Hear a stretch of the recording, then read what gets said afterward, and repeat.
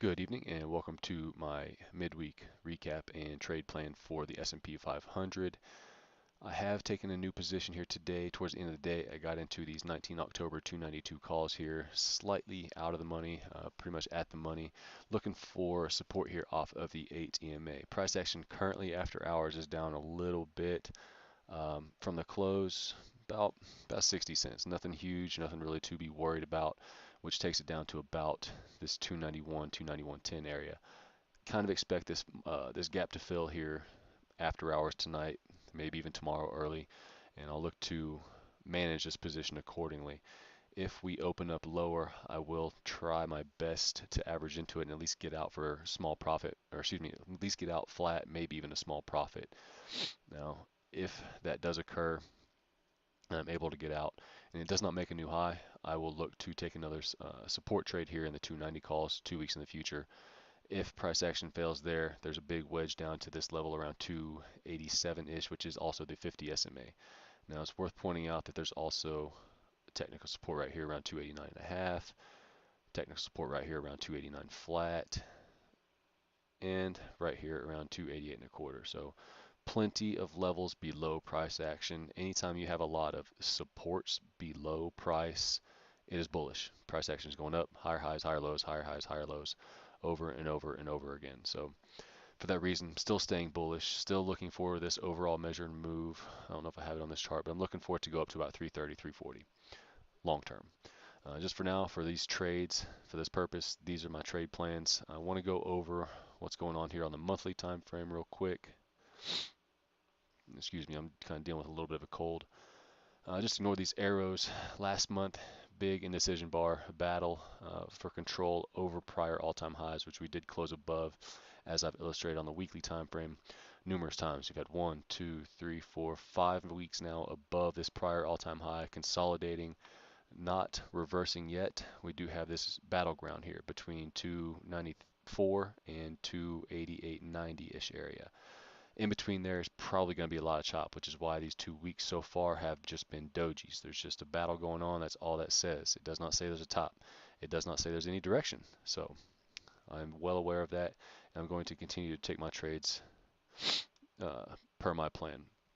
The daily time frame, kind of touched on it already. It was a big red bar, good amount of volume. Speaking of volume, it's more important where that volume comes in as compared to just simply there's a lot of volume. And since futures kind of dictate what the what the S&P is doing, I'll go here to the hourly time frame here on the S&P E-mini futures, and you can see I've got quite a few arrows drawn here where volume has come in. The yellow arrows indicate dips where price action actually found support and rallied higher, and the red ones are where price action actually put in a high, put in a technical top, time for a pullback, whatever the case may be, whatever you want to call it.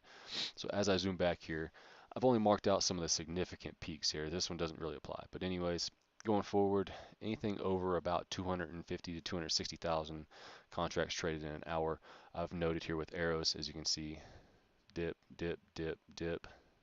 Finally some peaks. But even on these peaks, higher low. Finally a peak, higher low, higher low. False breakdown into a lot of volume here, and then moving forward, same thing. The volume is coming on lows, almost the dead lows some of these days. And as I've stated in almost all of my videos, the 8 EMA is one of my favorite levels to trade against. And even though we're just below it, we're even still above the high from Monday. So there's absolutely nothing scaring me out of price. Excuse me, this was Tuesday. Still above the week's high, or excuse me, the week's low. So nothing scary about price action, just making a little bit of a dip, finding volume, breaking below it a little bit on extremely low volume here after hours. Again, where volume comes in is very important in relation to price action. I'm also going to touch on this daily candle for the E-mini futures is very bearish. It is a potential reversal candle, so I'm well aware of that as well. However, again, volume on lows every day. I could be proved wrong tomorrow, I could be proved wrong this week. That's fine.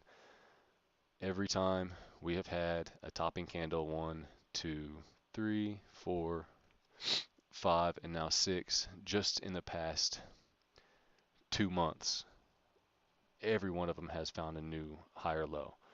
Again, I'm going to continue to trade my support levels, not worrying about these topping candles. That's for the bears to go ahead and trade off of if they wish, because when they're caught on the wrong side of the trade, that actually helps me to make more money once they turn into buyers. So for now, price action is still bullish. Worst case scenario, as I see it right now, is we're going to chop side to side, or should be top to bottom in the E-mini futures about 29.47 to 29.10-ish area. The S&P 500 was kind of the same area. That was, excuse me, once it loads, essentially this 294 area down to 289.90-ish. So looking for some chop, trying to pick my supports, take my trades, and do the best I can with this choppiness in the market. If you have any questions or comments, please feel free to leave them down below. Have a good evening and good luck.